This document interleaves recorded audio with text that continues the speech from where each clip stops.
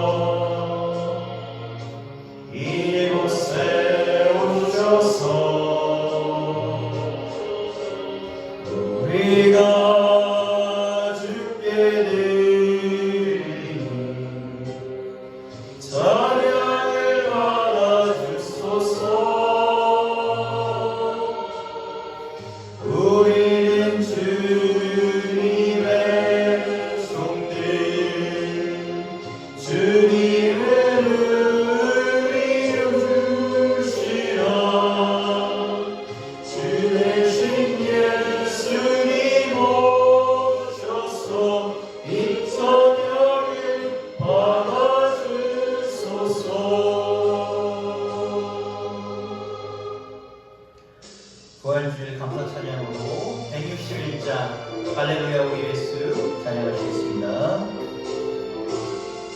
할렐루야 우리 예수 부활승 전하셨네. 세상 사람 찬양하니 천사마다 환호하. 구주 예수 알아서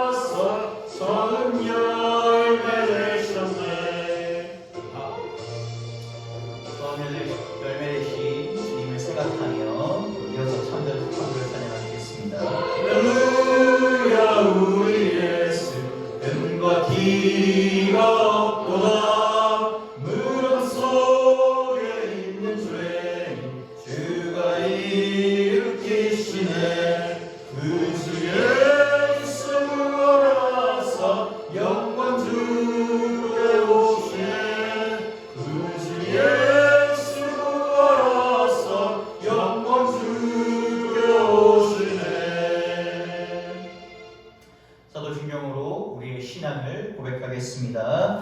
전능하사 천지를 만드신 하나님 아버지를 내가 믿사오며 그의 아들 우리 주 예수 그리스도를 믿사오니 이는 성령으로 잉태하사 동정녀 마리아에게 나시고 본디오 빌라도에게 고난을 받으사 십자가에 못 박혀 죽으시고 장사한 지 사흘 만에 죽은 자 가운데서 다시 살아나시며 하늘에 오르사 전능하신 하나님 우편에 앉아 계시다가 저희로서 산 자와 죽은 자를 심판하러 오시리라. 성령을 믿사오며 거룩한 공회와 성도가 서로 교통하는 것과 죄를 사하여 주시는 것과 몸이 다시 사는 것과 영원히 사는 것을 믿사옵나이다. 아멘.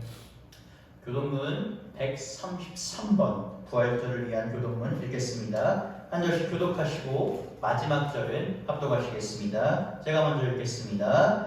하나님께서 그를 사망의 고통에서 풀어 살리셨으니 이는 그가 사망에 매여 있을 수 없음이라. 우리 주 예수 그리스도로 말미암아 우리에게 승리를 주시는 하나님께 감사하노니 그러므로 내 사랑하는 형제들아 견실하며 흔들리지 말고 항상 주의 더욱 힘쓰는 자들이 되라. 이 말을 할 때에 예수께서 친히 그들에게 가운데 서서 이르시되 너희에게 평강이 있을지어다 하시니 그들이 놀라고 무서워하여 그 보는 것을 영으로 생각하는지라. 예수께서 이르시되 어찌하여 두려워하며 어찌하여 마음에 의심이 일어나느냐.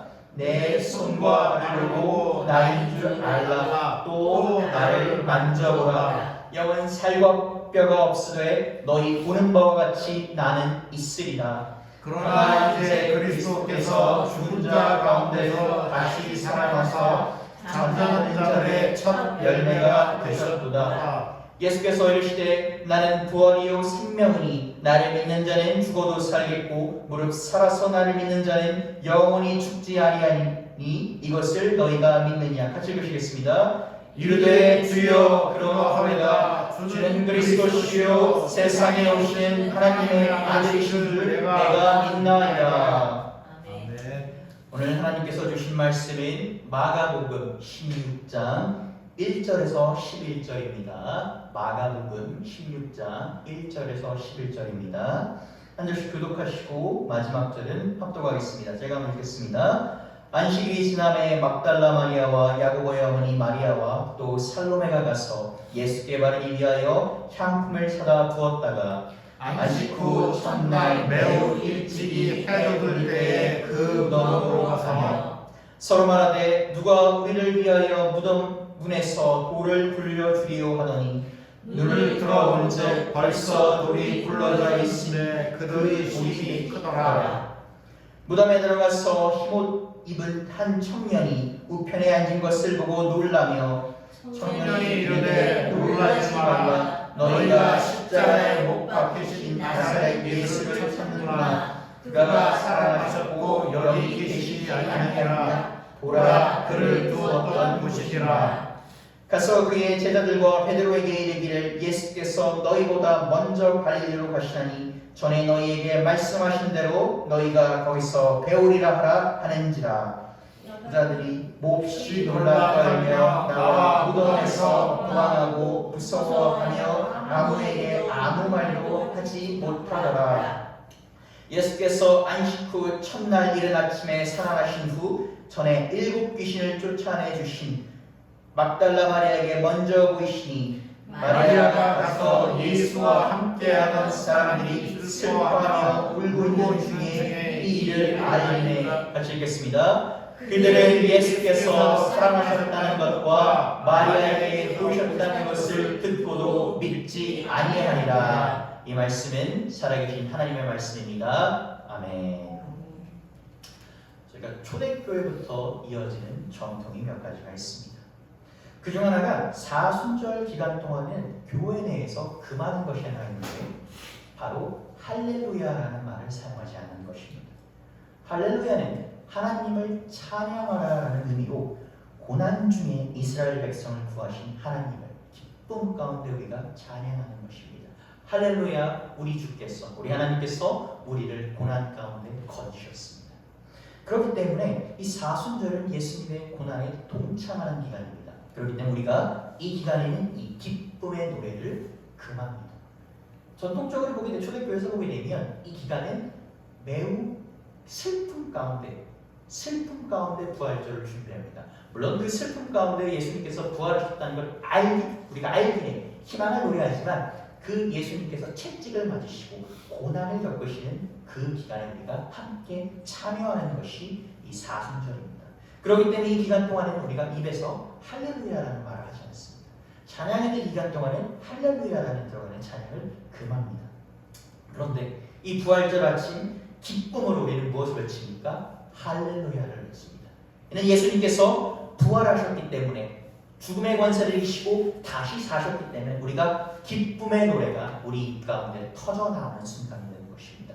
우리가 40일간 이 할렐루야를 꾹꾹 참았다가 주님께서 오늘 이 시간 부활하셨습니다. 오늘 우리를 위해서 부활하셨습니다. 할렐루야! 기쁨의 노래가 터져나오는 것입니다. 오늘 예배 참여하신 모든 여러분께 이 순간 주님께서 부활하신 기쁨이, 그리고 그 기쁨의 노래가 함께하기를 주님의 이름으로 축복합니다. 할렐루야. 네. 오늘 설교를 시작하겠습니다. 예수님께서 돌아가신 후 3일이 되는 이른 아침입니다. 이 세 명의 여인들이 예수님의 무덤가로 갑니다. 이들은 예수님의 시체, 향품, 향유를 바르고자 합니다. 향유는 당시 매우 비싼 물품입니다. 예수님의 발에 이 향유를 바른 여인을 질책하는 제자들의 모습을 보면 이를 알 수 있습니다. 그러니까 마가복음 14장 5절에서 300데나리온 이상 받을 수 있는 물건이다. 이를 어찌 이렇게 너가 쉽게 낭비하느냐라고 하는 질책하는 제자의 모습이 나옵니다. 1데나리온은 당시 노동자의 하루 품삯입니다. 오늘날 그 화폐 단위로 계산을 해보면 8만 원 정도라고 합니다. 그러니까 300데나리온은 이 향유 하나에 얼마다? 2,400만 원 정도. 굉장히 비싼 겁니다. 그래서 어떻게 생각하면 제가 깜짝 놀랄 만도 합니다. 그 비싼 것을 그 여인은 예수님께 드리는 것입니다. 이 향유를 왜 바르냐라고 한다면 이 향유를 바르는 행위는 몸을 깨끗이 합니다. 이 당시는 이제 그 샤워하는 것이 일상적이지 않았기 때문에 향유를 바름으로써 그 더러운 것을 없애고 정결하게 하는 의미입니다. 또한 종교적으로서 우리가 귀한 존재에게 바치는 것이라고 합니다. 이런 맥락으로서 오늘 본문에 나온 세 여인은 예수님께 향유를 바르러 무덤으로 옵니다. 그런데 문제가 하나 있습니다. 본문의 여인들이 말한 것처럼 이들을 지금 큰 돌이 가로막고 있습니다. 이 돌은 이 여인들 셋으로는 어찌할 수가 없이 매우 큰 돌입니다. 여인 셋으로는 밀기가 어려운 돌인데 이 여인들은 어찌할 바를 몰라서 무덤 앞에서 이거 우리를 위하여 누가 이 돌을 굴려주리요? 라고 발만 동동 부르고 있습니다. 본문 1절에서 3절을 읽도록 하겠습니다. 화면 같이 보시겠습니다. 안식일이 지남에 막달라 마리아와 야고보의 어머니 마리아와 또 살로메가 가서 예수께 바르기 위하여 향품을 사다 두었다가 안식 후 첫날 매우 일찍이 해 돋을 때에 그 무덤으로 가며 서로 말하되 누가 우리를 위하여 무덤 문에서 돌을 굴려주리요 하니 이들 셋은 예수님의 마지막 순간을 지켰던 사람들입니다. 또한 아리마대 사람 요셉이 예수님을 장사시키는 그 순간도 먼 발치에서 나가나 목격했습니다. 그리고 이들은 큰 돌이 예수님을 장사 진행을 봤기 때문에 큰 돌이 무덤 앞을 가로막고 있다는 것도 알고 있었습니다. 그럼에도 불구하고 예수님을 보고 싶다는, 예수님의 몸에 향유를 바르겠다는 그 일념 하나로 무덤 앞으로 갑니다. 우리가 인간적으로 생각해보면 다소 무모할 수도 있습니다. 여인들 셋이 돌도 어찌하지 못하면서 그들은 예수님께 나아갑니다. 마가복음 15장 40절에서 41절, 46절에서 47절을 보도록 하겠습니다. 멀리서 바라보는 여자들도 있었는데 그 중에 막달라 마리아와 또 작은 야고보와 요새 어머니 마리아와 또 살로메가 있었으니 이를 예수께서 갈릴리에 계실 때에 따르며 섬기던 자들이요 또 이에 외에 예수와 함께 예루살렘에 올라온 여자들도 많이 있었더라. 이어서 보겠습니다. 요셉이 세마포를 사서 예수를 내려다가 그곳으로 싸서 바위 속에 판 무덤에 넣어두고 돌을 굴려 무덤문에 놓으매 막달라 마리아와 요새 어머니 마리아가 예수 둔 곳을 보더라. 모두가 아시다시피 예수님께서 잡히시고 처형당하실 때 제자들과 12제자들 그리고 12제자들 이외에 따르던 사람들, 우리가 좁은 의미의 제자는 아니지만 넓은 의미에 따르던 그 제자들도 대부분 도망갔습니다. 예수님께서 죽으셨대. 이 끝났다 우리는. 야 우리도 로마에 잡혀 죽겠다. 살아야겠다. 불불이 다 터집니다. 그런데 본문에 나온 것처럼 이 여인들이 예수님의 마지막을 지킵니다. 이 세 여인에 대해서 한번 살펴보고자 합니다. 하나 흥미로운 것은 이들의 이름이 전부 다 마리아입니다. 마리아는 당시 매우 흔한 이름입니다. 그 첫 번째 우리가 막달라 마리아라는 여인이 나옵니다. 이 막달라 마리아는 본문에 나온 것처럼 귀신 들렸던 여인입니다. 그래서 예수님께서 귀신을 쫓아주신 후에 예수님을 따라다니며 그의 가르침을 따랐던 사람입니다. 저희가 이제 초대교회가 성립하고 중세로 넘어가면서 이 마리아라는 이름이 많이 나와서 이 막달라 마리아가 여러 본문에 성경에 나온 이 본문 외에 나온 마리아 이미지를 다 가져가게 되면서 본인의 이 막달라 마리아 이미지가 희석이 됩니다. 뭐 중세교회에는 막달라 마리아를 거리에서 몸을 팔던 여인 혹은 뭐 죄가 많은 이렇게 해석을 하게 됩니다. 그러나 이것은 이제 본문의 해석의 오해이며 지금 나온 것처럼 예수님을 따랐던 여인이고 귀신 들렸던 여인이다. 이것이 이제 사실인 것입니다. 뭐 추가적으로 성경 연구가들은 이런 얘기를 합니다.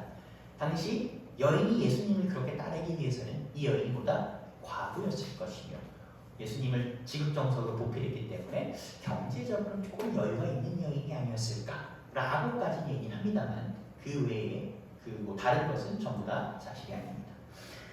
그러니까 이 여인은 중요한 게 뭐냐면 9절에 나온 것처럼 부활하신 예수님을 가장 먼저 본 사람. 다른 어느 누구도 아니에요. 어머니 마리아도 아니요. 막달라 마리아가 가장 먼저 봤습니다. 야고보의 어머니 마리아는 12제자 중 소야고보, 흔히 말하는 우리가 알페오의 아들 야고보의 어머니입니다. 마지막 인물인 살로메, 마리아 살로메는 사도 요한과 대야고보의 어머니입니다. 사도 요한과 대야고보는 누구입니까? 베드로와 더불어서 12제자 중에 가장 중추적인 역할을 한 사람입니다. 예수님께서 초창기 제자들을 볼 때 내가 너희를 사람 낳는 어부가 되게 하리라 라고 했을 때 따랐던 4명의 사람 중에 2 형제입니다. 그래서 쉽게 말하면 베드로 정도는 아니고 베드로 바로 아래에 있는 다른 제자들과 약간 좀 뭐 이렇게 저희가 구별하기 좀 그럴 수도 있겠지만 좀 구별되는 약간 베드로 바로 아래급의 영향력을 가진 인물들이었습니다. 사도 요한은 어떤 사람입니까? 예수님께서 가장 사랑하는 제자다 라고 말씀하셨으며 예수님께서 당신의 어머니 마리아를 맡기신 제자입니다. 아까 말씀한 것처럼 2 형제는 12제자들 중에서도 가장 중추적이고 초창기 멤버였습니다. 요한복음 19장 25절에서 27절을 읽겠습니다. 예수님의 십자가 곁에는 그 어머니와 이모와 글로보야 바야네 마리아와 막달라 마리아가 섰는지라. 예수께서 자기 어머니와 사랑하시는 제자가 곁에 서 있는 것을 보시고 자기 어머니께 말씀하시되 여자여 보소서 아들입니다 하시고 또 제자에게 이르시되 보라 내 어머니라 하시는데 그때부터 그 제자가 자기 집에 모시니라. 이렇게 중추적인 역할을 했다. 자, 마지막 절에 보게 되면 27절에 제자에게 내 어머니라 하신다라고 합니다. 이거를 신학적으로 해결하게 되면 우리가 어머니를 교회라고 보게 되고 이 제자에게 이 교회를 맡겼다라는 해석도 있으며 또 어떤 해석으로는 예수님께서 그 순간에나마나 인간적인 마음으로 이 고통을 맛보는 이 육신의 아들의 고통을 맛보는 어머니 마리아를 제자에게 맡기는 순간이다 라고 이렇게 해석하기도 합니다. 그래서 이들은 아까 말씀드린 것처럼 이들은 예수님께서 변형하셔서 모세와 엘리야에 함께 계셨던 것을 베드로와 함께 목격했던 사람들입니다. 그래서 복음서에 따르면 기록이 살짝 다른데 이들은 예수님께 다가와서 예수님 우리 둘 사도 요한과 대야고보를 예수님 좌우에 앉게 하소서라고 얘기를 합니다. 물론 이제 마태복음에는 이 말을 어머니가 했다라고 나오며 마가복음에는 자식들이 요청했다라고 합니다. 성경 구절 간단히 한번 보겠습니다. 마가복음 10장 35절에서 37절입니다. 세메대 아들 야고보와 요한이 주께 나와 여짜오되 선생님이여 무엇이든지 우리가 구하는 바를 우리에게 하게 할 주시기를 원하옵니다. 이르시되 너희에게 무엇을 하여 주기를 원하느냐 여짜오되 주의 영광 중에서 우리를 하나는 주의 우편에 하나는 좌편에 앉게 하소서. 마태복음을 보겠습니다. 마태복음 20장 20절에서 21절입니다. 그때 세메대 아들의 어머니가 그 아들들을 데리고 예수에게 와서 절하되 무엇을 구하니 예수께서 이르시되 무엇을 원하느냐 이르되 나의 이 2 아들을 주의 나라에서 하나는 우편에 하나는 좌편에 앉게 명하소서. 우리가 현대적으로 보자면 어머니가 뭐다? 조금 판본에 따라서 어머니 극성적 모습을 보느냐 아니면 아들들이 와서 했느냐라는 차이가 있긴 하지만 이 두 제자가 이렇게 뭐다? 예수님께 나아가서 얘기할 수 있을 만큼 사역이 깊게 관련됐으며, 또한 마태복음을 보자면 이 살로메가 뭐다? 예수님께 나아가서 부탁드릴 만큼 뭐다? 예수님께 나아가 직접적으로 예수님의 사역에 간접적으로 연관됐던 사람들이다라는 걸 볼 수 있습니다. 이 앞선 기록들을 쭉 살펴보게 되면 이들은 예수님의 생전 공생의 사역 때부터 연관이 깊게 있던 사람들입니다.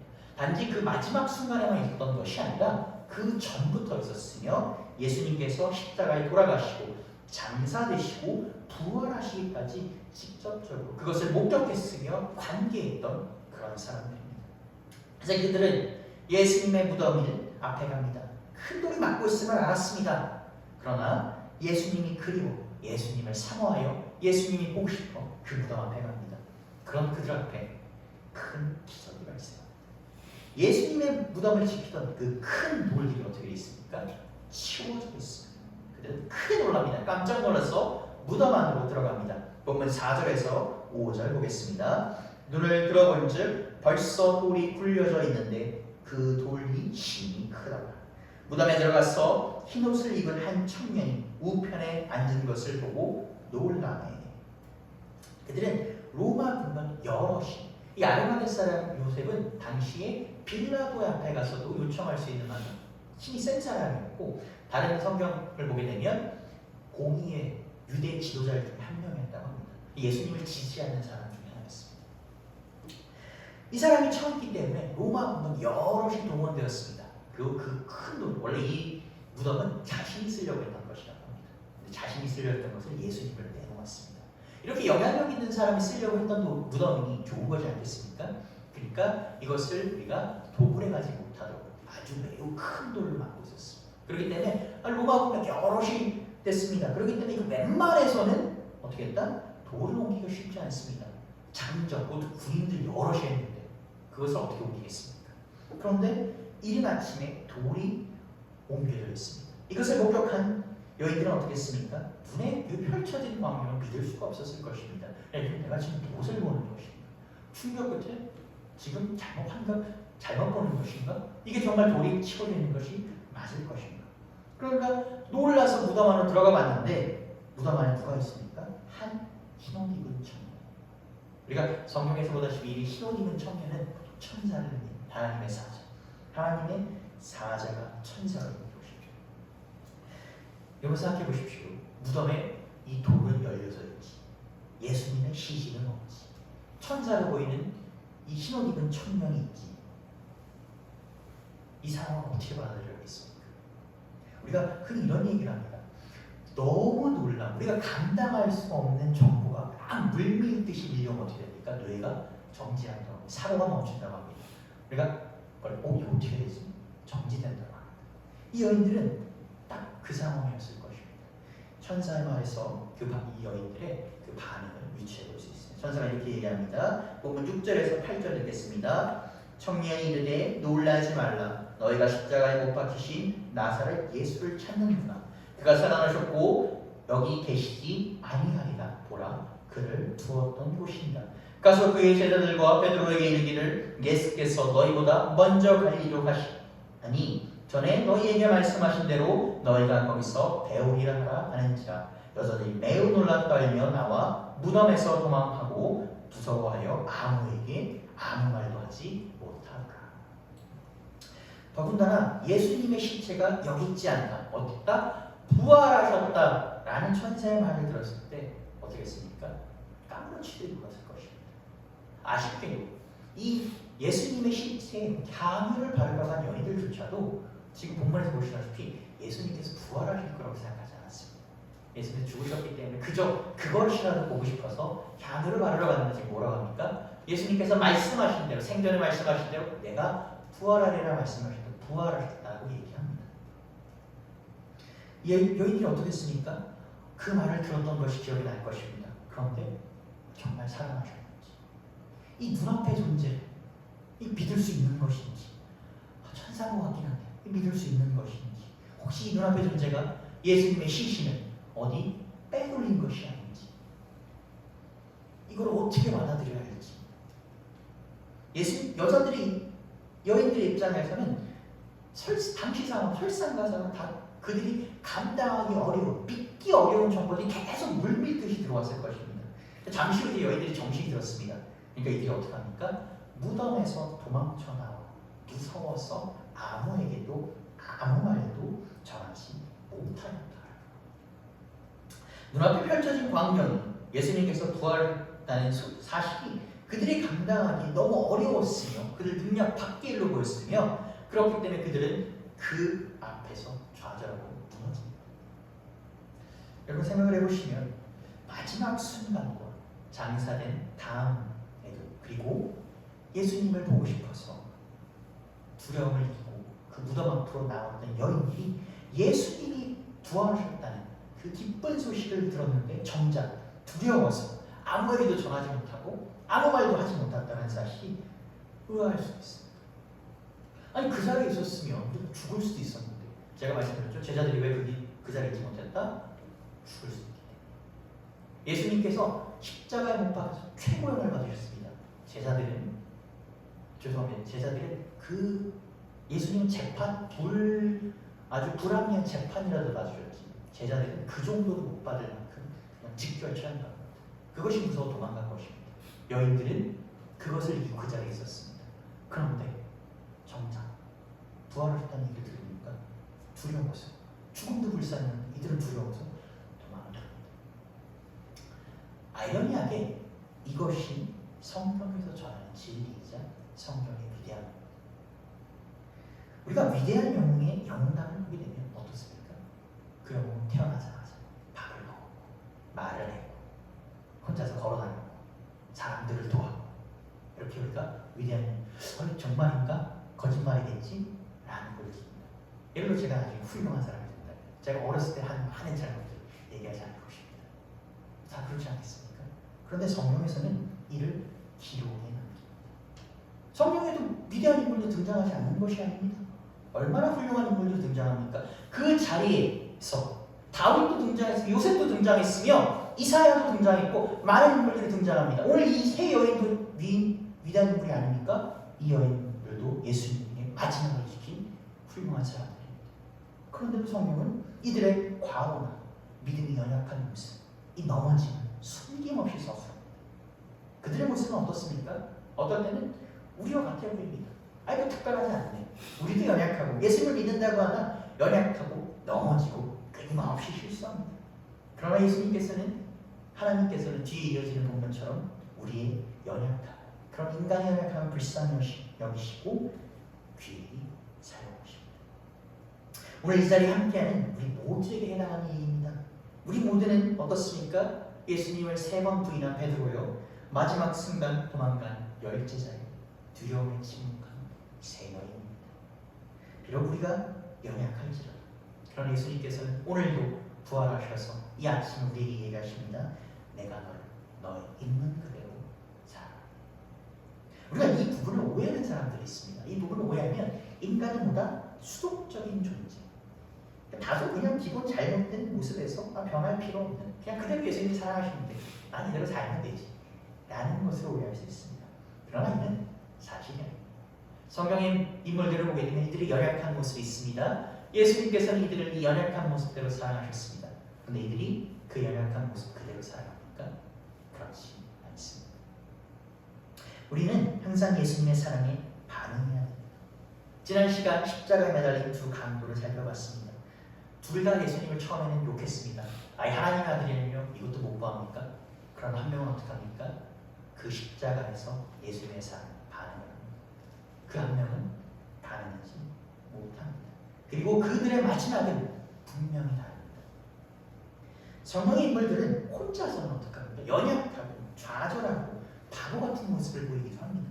그러나 이들이 예수님의 사랑과 부르심에 응답할 때, 그에 반응할 때 그들은 어떻게 됩니까? 우리가 닮고 싶은, 우리가 이 사람의 믿음을 가지고 싶다라고 하는 그런 인물들입니다.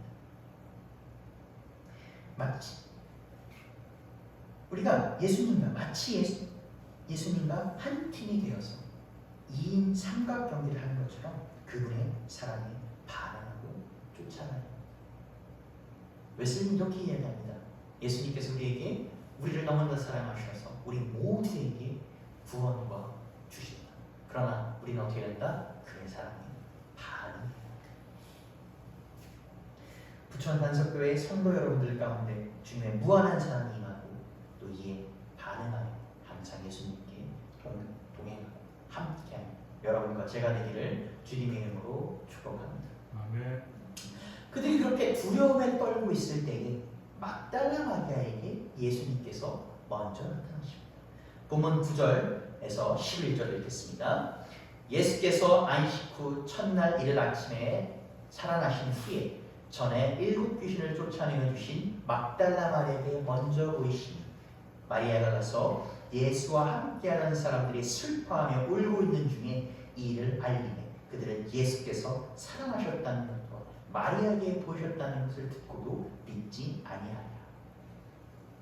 예수님께서는 막달라 마리아에게 나타나시어 부활하심을 먼저 보였습니다. 그리고 그녀에게 어떻게 얘기하십니까? 내가 부활했다. 예수님께서 부활했다라는 이 기쁜 소식을 전하라라고 합니다. 물론 말씀드린 것처럼 항상 성경에는 이 기록들이 배치가 되는 경우도 있긴 합니다. 누가복음에서는 부활의 첫 증인이 베드로라고 증언을 합니다. 그러나 누가복음을 제외한 나머지 복음서를 보게 되면 빈 무덤과 부활한 예수님의 첫 증인은 누구다? 마리아다라고 증언합니다. 즉 최초 목격자라는 것입니다. 이게 기록의 차이는 분명히 있습니다만 그녀가 부활의 첫 증인이며 그 증인 중에 한 사람이라는 것은 분명합니다. 근데 여러분께서 생각을 해보시면 다소 의아할 수도 있습니다. 왜 베드로가? 물론 이제 누가 보면 베드로가 나오긴 하죠. 왜 베드로가 아닐까? 혹은 예수님께서 가장 사랑하시는 제자 사도 요한. 우리가 인간적으로 한번 생각을 해봅시다. 예수님께서 모든 죄를 이기고 기쁨 중에 부활을 했습니다. 이 기쁜 소식을 천하 만민에게 알리셔야 됩니다. 그럼 우리가 인간적으로 어떻게 알겠습니까? 예루살렘 하늘 이 상공에서 부활하셔서 모두에게 보이셔야 됩니다. 핍박했던 대제사장들에게 보이셔야 되고 필라도에게 보이셔야 되고 헤롯 안티파스에게 보이셔야 됩니다.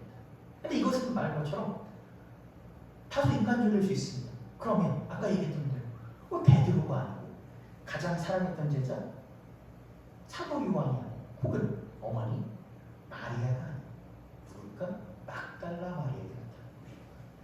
그러니까 물론 그녀는 지금 서술을 보게 되면 예수님의 공생의 사역도 함께 있고 예수님의 마지막 순간에도 함께 있고 빈 무덤도 함께 있기 때문에 그럴 수는 있으나 우리가 생각해 보면 조금 뭔가 아쉬울 수 있습니다. 막달라 마리아가 그 정도 위치였나? 다른 사람들보다는 물론 그걸 같이 하긴 했지만 조금 그 정도였나? 라고 생각할 수가 있습니다.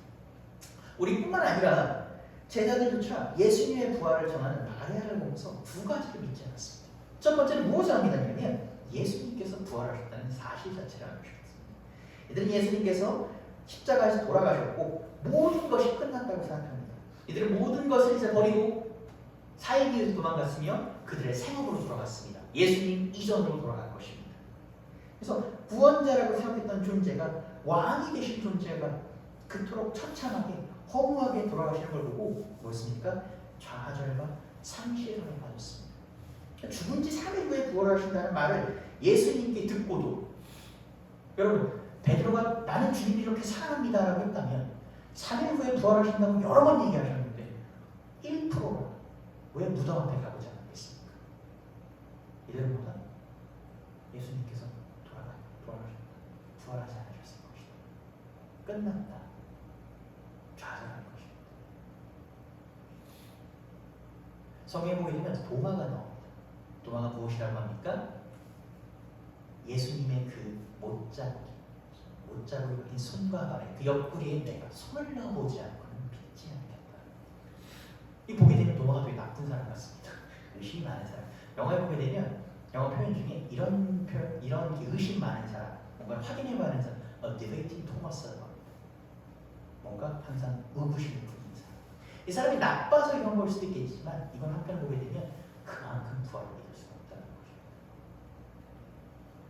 두 번째는 무엇을 못 믿었습니까?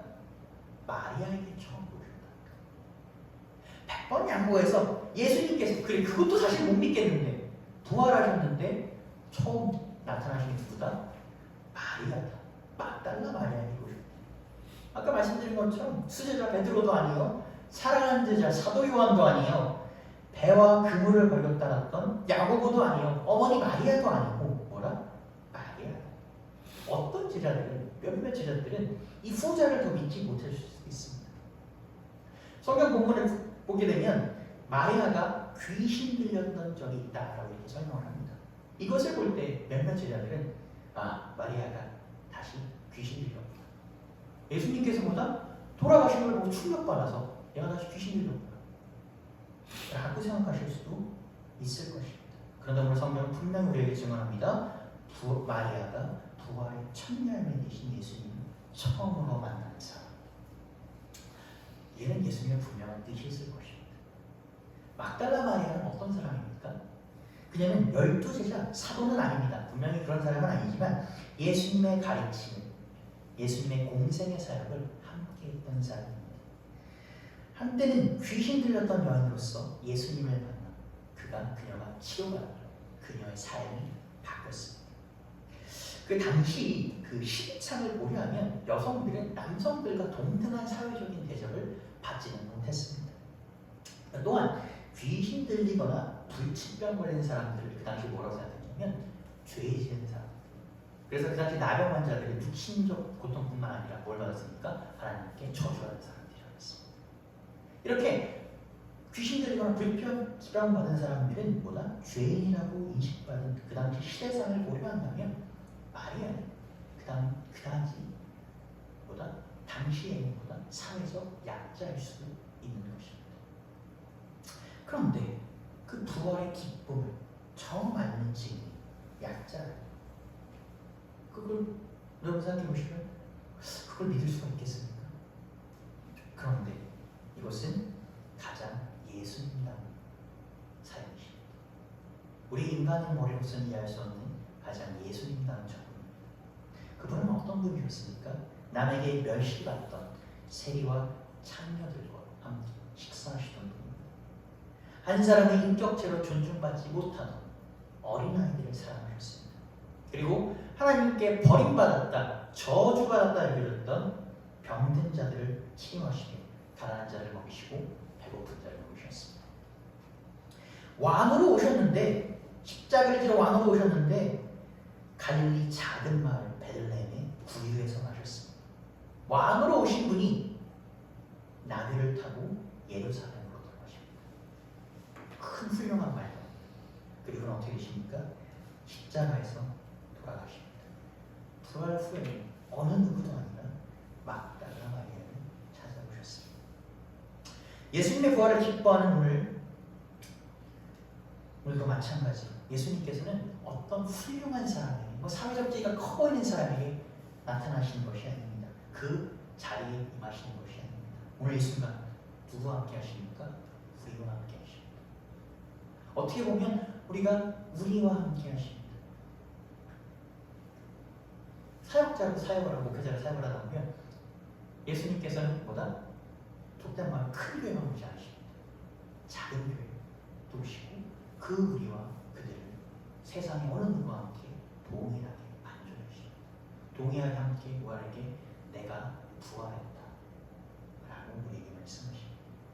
2000년 전 부활한 예수님을 보고 듣고 만졌던 마리아처럼 예수님의 부활과 동행하심을 경험하시는 여러분 되기를 축복합니다. 제가 초등부 전도사를 사역할 때 이 부활주에 예수님의 부활에 대해 설교를 이제 하다 보면 가끔 걱정이 될 때가 있습니다. 초등학교 저학년입니다. 이 학생들이 부활에 대한 설교, 예수님이 부활하셨으니 이 예수님을 믿는 우리도 부활할 것이다 라는 이 부활절의 핵심 주제 아닙니까? 이것을 선포할 때 이 어린이들이 그럼 내가 놀라 다쳐도 괜찮은 겁니까? 부활하는 거 아닙니까? 신체 멀쩡해지는 거 아닙니까? 라고 생각하면 어떨까요? 그래서 자신 있게 선포해드릴까요? 만약 그런 다쳐서 지어 또 왜 이렇게 했니? 교회 노사님 괜찮대요. 부활한대요. 멀쩡한대요. 라고 얘기하면 저는 어떻게 되겠습니까? 저는 어떻게 되겠습니까?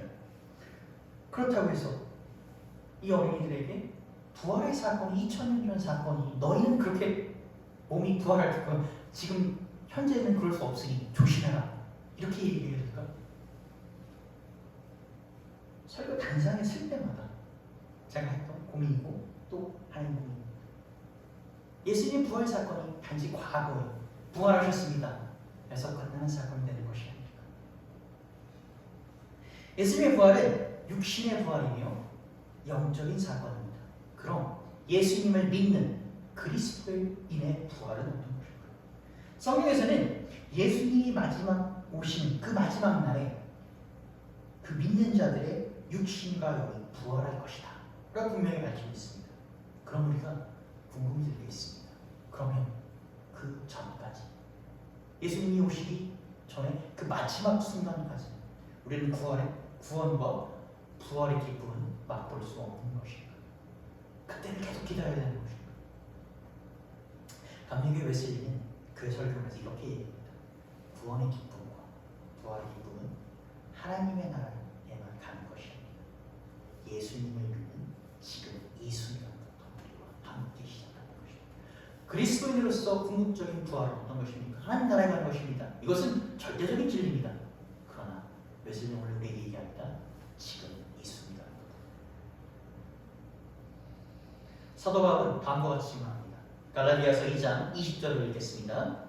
내가 그리스도와 함께 십자가에 못 박혔나니 그런즉 이제는 내가 사는 것이 아니요 오직 내 안에 그리스도께서 사는 것이라.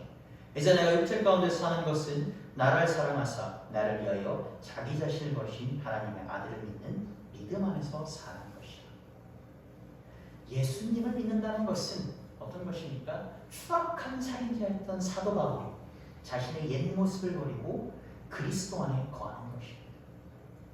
예수 그리스도를 쉽게 말해서 주인으로 모시는 것이 예수님을 믿는다는 것입니다. 그렇다면 우리가 성경에서 증거하는 그 옛사람은 무엇일까? 우리가 옛사람을 버린다는 것은 무엇일까? 그저 그냥 착한 사람이 되면 되는 것일까요? 그저 그냥 올바른 사람이 되면 되는 것일까요? 사도 바울은 이렇게 오늘 주문하고 있습니다. 로마서 6장 6절 말씀 같이 읽겠습니다. 우리가 알거니와 우리의 옛사람이 예수님과 함께 십자가에 못 박힌 것은 주의 몸이 죽어 다시는 우리가 죄에게 종노를 하지 아니하여 믿는가. 에베소서 2장 1절 3절 같이 읽겠습니다. 그는 허물과 죄로 죽었던 너희를 살리셨도다. 그때에 너희는 그 가운데서 행하여 이 세상 풍조를 따르고 공중의 권세적 자를 따랐으니 곧 지금 불순종의 아들들 가운데서 역사하느니라. 전에는 우리도 다 그 가운데서 우리 육체의 욕심을 따라 지내며 육체와 마음에 원하는 것을 하여 다른 이들과 같이 본질상 진노의 자식이었더니. 옛사람은 우리가 어떻습니까? 예수님을 믿기 전에 우리가 죽음의 관계에 잡혀 있다는 겁니다. 그럼 여러분 생각하시면 난 좀 살아있는데. 기독교에서 말하는 죽음의 권세는 어떤 것이냐면 예수님과의 하나님과의 관계가 단절되는 것입니다. 우리가 단지 육신에 죽은 것뿐만 아니라 그 관계가 단절됩니다. 선악과를 먹어서 하나님께 거짓말을 하다가 어떻게 했습니까? 하나님과의 관계가 끊어졌습니다. 그럼 더 이상 하나님의 자녀로서 에덴 동산에 거할 수 없게 됩니다. 이 땅에 나와서 고난을 받고 어려움을 받고 우리가 그리스도인의 부활, 예수를 주인으로 영접한 자들의 부활이라는 것은 마지막 날 몸과 영이 부활할 뿐만 아니라 죄에 의해서 단절된 우리가 하나님과의 관계 회복을 말합니다. 우리는 기도할 때 뭐라고 기도합니까? 하나님 아버지라고 기도합니다. 우리는 어떻습니까? 하나님 우리한테 직접적인 피와 살을 받지 않았습니다. 그러나 그의 형상대로 지음받았기 때문에 아버지라고 부를 수 있는 것입니다. 그리고 우리가 이 형상을 잃어버렸는데 두 번째 아담으로 오신 예수님께서는 자신의 보혈로서 우리의 죄를 씻으십니다. 그래서 우리가 어떻게 됩니까? 성서 비장이 위에서 아래로 찢어졌던 것처럼 우리가 예수님의 부활에 동참하면서 하나님의 자녀로 새 삶을 사는 것을 의미합니다. 그렇게 2000년 전 예수님의 십자가와 부활은 과거에만 국한된 사건이 아닙니다. 제가 항상 말씀드린 것처럼 기독교는 보다 과거의 종교가 아닙니다. 현재뿐이라고 할 수 없습니다. 보다 현재 진행이요. 현재 완료라고 하죠. 과거부터 현재까지 이어지는 것입니다. 그리고 이것은 오늘 이 순간 살아가는 우리에게 임하는 기적인 것입니다. 우리가 부활절에 부활절 달걀을 나눠줍니다. 제가 외국에서 있다가 한국 교회 처음 들어와서 교회를 갔는데 그때가 부활절이었습니다. 부활절 계란을 만들더라고요. 저는 처음에 교회 중에 양계란을 하는 줄 알았어요. 그게 큰 교회도 아닌데 무슨 계란을 이렇게 많이 산다. 코로나 기간인데 우리가 많이 계란을 나눠줍니다. 교회에서 보게 되면 이 계란을 왜 나눠줄까? 기독교 전체를 보게 되면 부활의 첫 증인된 막달라 마리아가 로마 황제에게 예수님의 피를 상징하는 붉은색으로 칠한 달걀을 로마 황제에게 전했다고 합니다. 그녀가 이 로마 황제에게 달걀을 전할 때 무엇이라고 얘기했냐면 예수께서 그리스도께서 부활하셨습니다. 진실로 부활하셨습니다. 이것이 부활절 달걀의 전통이 된 것이며 정교회에서는 아직도 부활절에는 이렇게 인사를 한다고 합니다. 예수님께서 부활하셨습니다. 오늘날 우리도 부활절 달걀을 전합니다. 전할 때 우리는 이렇게 인사를 합니다. 그리스도께서 부활하셨습니다. 이를 믿는 우리도 부활할 것입니다. 진실로 우리는 새 생명을 얻었습니다. 부활주일 부활의 증인되는 여러분과 제가 되기를 주님의 이름으로 축복합니다. 기도하시겠습니다. 주님 감사합니다. 오늘 이 자리에 나와서 주님 앞에 나와 예배드립니다. 오늘 주님께서 벌하신 즐거운 부활절입니다. 복되고 기쁜 부활절입니다. 이 부활절에 이 부활주일에 우리를 참여할 수 있게 허락해 주시면 감사드립니다. 주님께서 육신으로 부활하셨던 것처럼 주님을 믿는 우리도 육신과 영이 부활하고 또 주님을 믿는 이 순간 우리가 새 사람으로 주님과 함께 동참하는 삶을 살 수 있도록 허락하여 주시옵소서.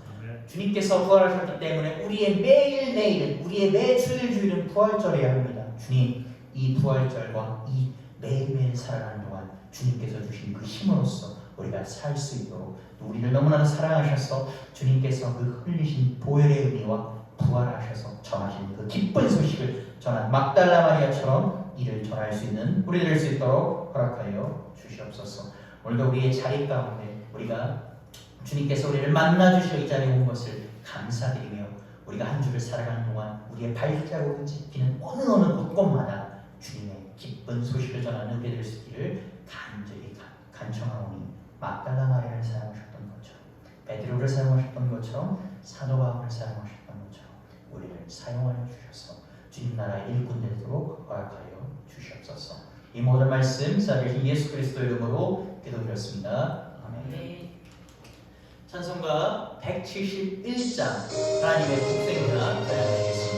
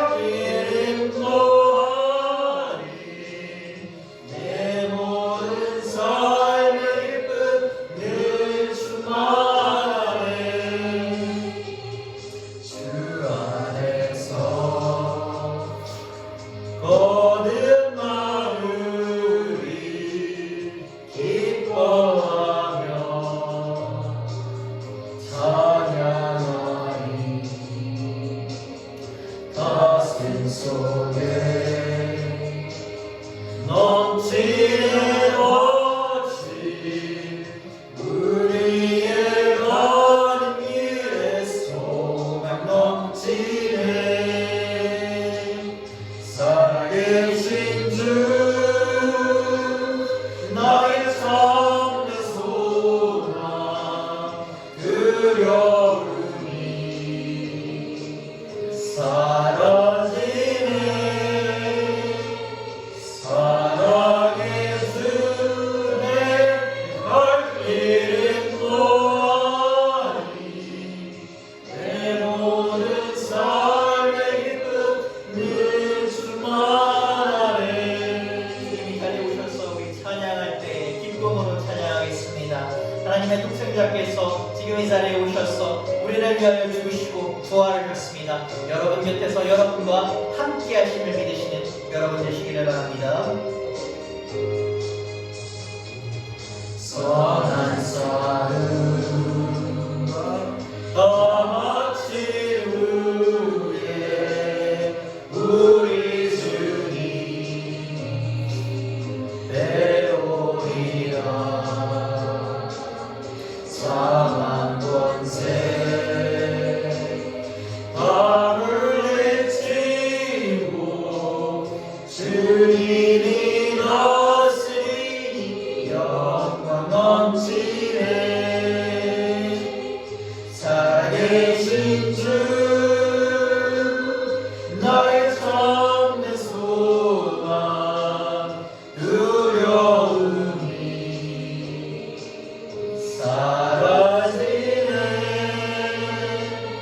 사랑의 주내 갈 길을 떠나니 내 모든 삶의 기쁨 늘 충만해 하나님께 드린 이 예물을 기도하시겠습니다. 주님 감사합니다. 오늘도 주님 앞에 나올 때에 우리 가진 모든 것이 주님께서 나오라기에 주님께 우리의 일부를 드립니다. 주님 이 일부를 드릴 때에 예물을 기억하여 주셨고 이 물질을 드리는 것에 그치는 것이 아니라 우리의 마음을 드리는 우리 될 수 있도록 허락하여 주시옵소서. 이 마음을 드릴 때에 항상 주님을 사모하게 하시며 주님 나라를 위해서 쓰임받을 수 있도록 그렇게 고민하고 걱정하는 우리 될 수 있도록 허락하여 주시옵소서. 또한 이 예물을 모았을 때 사용할 때 주님 오직 옳게 주님 나라를 위해서만 사용하게 하시고 다른 어떤 것도 아닌 주님 이름을 드높이는 그렇게만 사용될 수 있고 그렇게 또 사용하는 우리 될 수 있도록 허락하여 주시옵소서. 이번 한 주도 세상을 살아가는 동안에 어려움이 많습니다. 주님 이들을 지켜주셨고 만져주셔서 이번 한 주도 주님과 동행하여 주님께 할렐루야라고 다른 사람들께 전하고 또 주님을 주인으로 섬기는 우리 될 수 있기를 간절히 바라오고 기도드립니다. 이 오늘 말씀 우리를 너무나 사랑하셔서 십자가에서 돌아가시고 부활하신 예수 그리스도 이름으로 기도드렸습니다. 아멘. 할렐루야. 교회 소식을 전하겠습니다. 이번 한 주도 주님과 동행하시며 승리하시는 여러분 되시기를 바랍니다. 오늘 저희가 예배 마치고 나서 타교란에서 임명하신 교인분들 입교를 진행하겠습니다. 말씀드린 것처럼 서류로만 간략하게 진행을 하도록 하겠습니다. 다음 페이지를 봐주시면 PPT 다음 페이지를 봐주시면 저희가 어제 부활절 맞이로 노방 전도를 했습니다. 저희 보는 게 처음이다. 실제로도 뭐 키가 크지 않지만 사진은 더 작게 나온 것 같습니다. 노방 전도를 했습니다. 100장 정도 이렇게 나눠졌는데 감사하게도 불구하고 많은 분들께서 또 받아주시고 또 어떤 분들은 또 격려도 해주시고 또 어떤 분들은 응원도 해주셨습니다. 이렇게 항상 우리가 이 자리에서 주님의 이름을 전하고 또 될 수 있는 우리 될 수 있도록 우리 되고 또 교회 될 수 있도록 여러분께서 많이 또 기도해 주시고 항상 섬겨주시는 이 손길 우리가 기억하고 기도하도록 하겠습니다. 자, 오늘 주기도문으로 주일 예배를 마치겠습니다. 하늘에 계신 우리 아버지여 이름이 거룩함을 받으시오며 나라가 임하시오며 뜻이 하늘에서 이루어진 것 같이 땅에서도 이루어지이다. 오늘 우리에게 일용할 양식을 주시옵고 우리가 우리에게 죄진 자를 사하여 준 것 같이 우리의 죄를 사하여 주시옵고 우리를 시험에 들게 하지 마시옵고 다만 악에서 구하시옵소서. 나라와 권세와 영광이 아버지께 영원히 있사옵나이다. 아멘. 예배를 마쳤습니다. 이번 한 주도 주님께 파송받은 일꾼으로 살아가는 여러분 되시기를 축복합니다.